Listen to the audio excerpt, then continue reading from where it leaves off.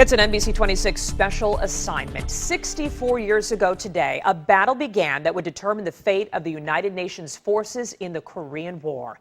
A desolate place called the Chosin Reservoir became the focal point in America's fight against communism. And a young Marine from Waupaca was in the center of the battle. NBC 26's John Mino is live at 10 with this incredible story. Well, Stacy, the odds were stacked against Waupaca's Jim Jolly. His unit surrounded by the enemy, the elements cold and miserable. And despite all this, Jolly found inspiration in its darkest hour. Jim Jolly was a proud young Marine in 1950. He's now a proud 84-year-old and still every bit a Marine who will never forget his service.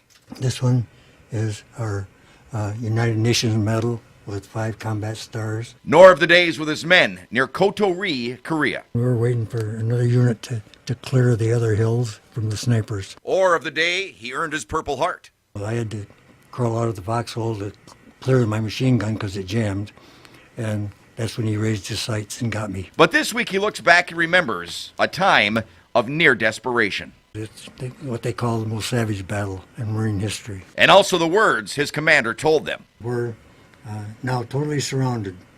We can shoot any way we want.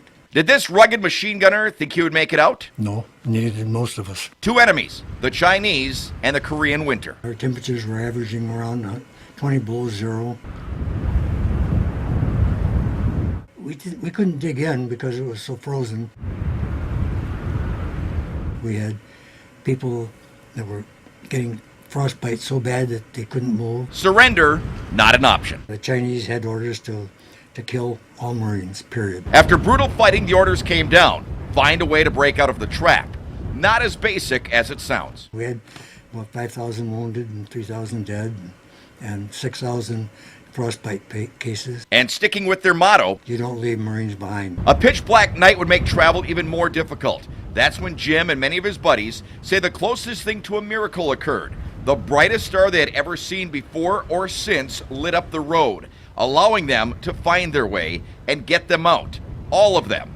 They gave it a name, the Koto-ri Star. It was so doggone dark we couldn't see straight.